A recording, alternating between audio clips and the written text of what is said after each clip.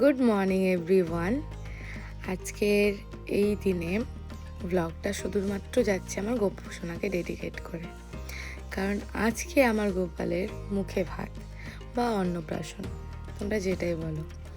এটাই দেখো আমার ছেলে এঁকেছে। তো অন্নপ্রাশনের আয়োজন চলছে, অনেক কিছু রান্না বান্না হবে, আর গোপু সোনার যেগুলো প্রিয় সেগুলোও হবে। সকাল থেকে আমাদের বাড়ির সমস্ত মহিলারা লেগে পড়েছে ভোগের আয়োজনে।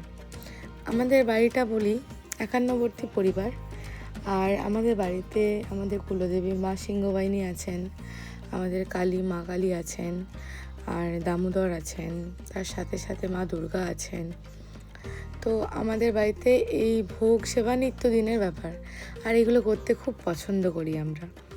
তো আজকের আয়োজনে ছিল অনেক কিছু, তার মধ্যে বলি 9 রকমের ভাজা ছিল, আর এখানে পায়েস ফুটছিল, আর সমস্ত এই যে ভোগের বাসনপত্র তোমরা দেখতে পাচ্ছ, এগুলো আমাদের কুলদেবী যেহেতু নিত্য ভোগ হয়, নিত্য ভাতের ভোগ না হলেও কোনো না কোনো দিন হয়েই থাকে। তো আমার দিদা এখানে রান্না করতে বসেছে, আমি বলছি কাপড়টা একটু ঠিক করে নাও তুমি। এখানে হচ্ছিল কুমড়ো তরকারি রান্না, আর পাশে হচ্ছে কাঁঠাল এঁচোড়ের তরকারি রান্না, আর তার সাইডেই চলছিল টমেটো চাটনি করা, পায়েস করা। প্রথম যে ফসল বা প্রথম যে সবজিটা হয় সেটা আমরা সাধারণত আগে আমাদের ঠাকুরকে দিই, তারপর আমরা সেগুলো নিজেরা খাই। তো এঁচোড়, সজনে ডাঁটা এগুলো হচ্ছে সিজনাল সবজি, এগুলো উঠেছে, তার জন্য এঁচোড়ের তরকারি রান্না হচ্ছে। আর চাকা চাকা করে আলু ভাজা, তার সাথে পটল ভাজা, কাঁচকলা ভাজা, বেগুন ভাজা, বড়ি ভাজা, কুমড়ো ভাজা, কিঁদুরি ভাজা, অনেক কিছু ছিল। আমার তো এখন মনেও পড়ছে না কী কী ছিল। জুডো এখানে দাঁড়িয়ে আছে, বলছে মা আমার কিন্তু অনেক লোভ লাগছে। তাই বললাম হ্যাঁ, আগে ঠাকুর খাক তারপর তুমি খাবে। এখানে সবার জন্য চা বানানো চলছে। আসলে ভোগ করা মানে অনেকক্ষণ উপোস থাকা, যতক্ষণ না রান্না হচ্ছে, সেই রান্না ঠাকুরকে দেওয়া হচ্ছে, ভোগে লাগানো হচ্ছে, সমস্ত কিছু শেষ হবে তারপর কিছু খেতে পারবে, ইভেন জলটাও। তো তার জন্য একটু চা। আর এখানে মুচমুচে করে কুঁদরি ভাজা চলছে, আলু ভাজা হয়ে গেছে, বিনস ভাজা হবে, নানান ধরনের রান্নার প্রস্তুতি সব একের পর এক চলছেই। আর রান্না হয়ে যাওয়ার পর এক জায়গায় সব এনে এখানে বাড়া চলছে ঠাকুরের জন্য। আমাদের এখানে যা কিছু রান্না দেখো সব এক জায়গায় করে, ভাজাগুলো এক জায়গায়, সবজিগুলো গামলাতে, এভাবে সব এনে, এই যে ডালটা রাখা আছে না যে গামলার মতো, তো এইটা পেতলের, কিন্তু এটা না আমার খুব প্রিয় লেগেছে। ছোটো থেকেই যখন থেকে দেখতাম আমার ওটা ভীষণ ভালো লাগতো। তো আমার ইচ্ছা আছে আমি এরকম ধরনের একটা বাসন, মানে বাড়ির জন্য আর কি, মুড়ি খেতে একটু ছোট আমি বানাবো। তো দেখো ঠাকুরের ভোগটা আমরা কিভাবে দিচ্ছি, ঘি দিতে হয়, তাতে কাগজি লেবু দিতে হয়, যেভাবে মানুষের আয়োজন করা হয় ঠিক সেই পদ্ধতিতে ভগবানকেও দেওয়া হয়।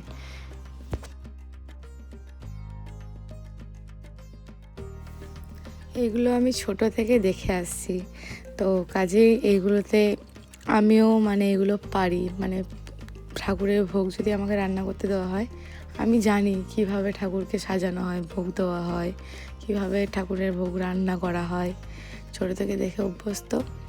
তো এগুলো আমার কাছে এখন ইজি হয়ে গেছে। আসলে কি বলো তো, যাদের বাড়িতে ভগবানের নিত্য সেবা হয় বা ভোগ রান্না হয় তাদের কাছে এগুলো ইজি, আবার অনেকে পারে না। তো এভাবেই চলছে সাজানো। আমাদের একটা থালাতে 5 ভাগে ভোগটাকে ভাগ করে দেওয়া হয় একটা থালাতে, সেটা একটা আলাদা যায়।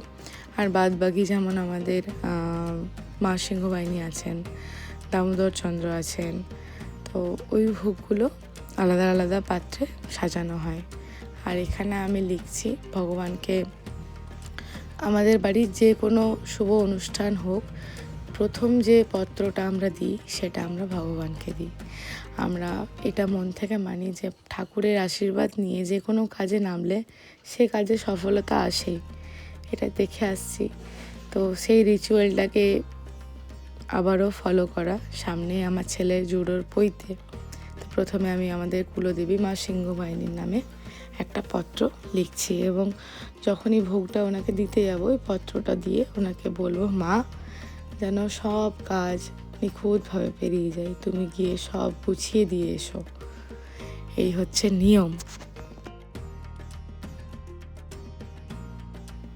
সমস্ত দেবদেবীর পাশাপাশি বাড়ির বাস্তুপুরুষকেও পুজতে হয়, পুজো দিতে হয়, ভোগ দিতে হয়। তো এইটা আমাদের বাড়ির চল। আমরা যখনই ভোগের আয়োজন করি তো একটা পাতা যায় ঘরের বাস্তুপুরুষকে, আর সেই ভোগটা দেওয়ার অনেক নিয়মও আছে। এইটা হচ্ছে আমাদের বাড়ির দুর্গা মন্দির। খুব সুন্দরভাবে সাজানো, একটা ঝাড়বাতি দিয়েছি। আর মা এখানে 12 মাস 365 দিন থাকেন, এটা আমাদের বিশ্বাস। তো আমরা এই যে চলে এলাম, মায়ের আজ ভোগের আয়োজন যেহেতু হয়েছে, তো আমার মা দেখো প্রথমেই ঠাকুরকে ধূপ দিচ্ছে। আর বাস্তুপুরুষের কথাটা তোমায় বলি, সেটা হচ্ছে যে না, তোমাকে বলি প্রথমে, এই যে এই দুর্গা মন্দিরটা, এই মন্দিরটা আমাদের বাড়ির ভেতরেই, মানে বাড়ি ঢুকতে গেলে প্রথমে আমাদের মন্দিরটা তোমরা পাবে। তো মায়ের মন্দির পেরিয়ে তারপর আমাদের বাড়িগুলো। তো এখানে আমরা বাস্তুপুরুষকে ভোগটাও দিই। আর ভোগটা দেওয়ার নিয়ম হচ্ছে, যে পত্রটাতে মানে যে পাতাতে হোক বা মানে আমরা শাল পাতাতেই দিই, যেহেতু ওই বাসনে দিলে ওটা আর বাড়িতে আনে না এরকম বলে। তো পাতাতে দিয়ে সেখানে একটা জায়গায়, নিরিবিলি জায়গায় ওটাকে নামিয়ে দিতে হয়, এবং নামিয়ে দেওয়ার পর আর পিছন ফিরে তাকানো যায় না। যেই ভোগটা নামিয়ে দেব সোজা হেঁটে চলে আসতে হবে। আমি কিন্তু ঘুরে দেখতে পাবো না। এটা ছোট থেকে আমি যখন জ্ঞান হয়েছে তখন থেকে এই কাজটা কিন্তু আমিই দায়িত্ব নিতাম। আর এই যে গলি দিয়ে যাচ্ছে আমাদের মা সিংহবাহিনীর বাড়ি, প্রথমে দুর্গা মন্দির আর এটা হচ্ছে মা সিংহবাহিনী মন্দির। এখানে মায়ের 365 দিন সেবা দেওয়া হয়, পুজো দেওয়া হয়। এটা আমার দাদু ঠাকুরকে 365 দিন, মানে যখন যার পালাটা পড়ে তখন সেভাবে মায়ের সেবা হয়, কিন্তু মায়ের সেবা বন্ধ হয় না। এই শালগ্রাম, শিলা শালগ্রাম যেটা, সেটা আমাদের দামোদর, অনেক কিছুই আছে। তো এখানে মা সুন্দরভাবে সাজিয়ে দিয়েছে ভোগ। এই ভোগটা যে বাস্তুপুরুষে, সেটা নিয়ে গিয়ে ওখানে দিয়ে দেওয়া হবে। এখন এবার হবে সব অপেক্ষার অবসান। অনেক দিন থেকে ভাবছিলাম যে গোপাল যেদিন প্রথম অন্ন তুলবে সেদিনটা একটু ভালোভাবে আয়োজন করা হবে।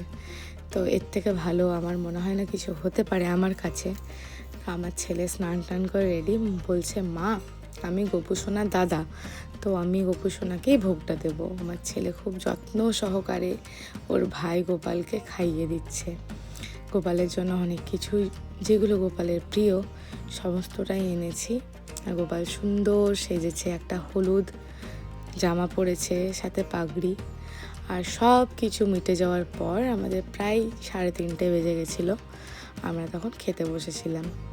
এই যে আমার পাতে এখন ভাজাগুলো পড়েছে, সবগুলো একসাথে পড়লে না মানে পাতাটা কেমন লাগবে, তার জন্য আমি বললাম প্রথমে আমাকে ভাজা দিয়ে দাও। তো আমি খুব সুন্দরভাবে খেলামও ঠাকুরের ভোগ। চলো, তোমাদের সাথে আবার দেখা হবে নতুন একটা ভিডিওতে। চ্যানেলটা সাবস্ক্রাইব করে নেবে, কারণ সামনেই ছেলের পৈতে।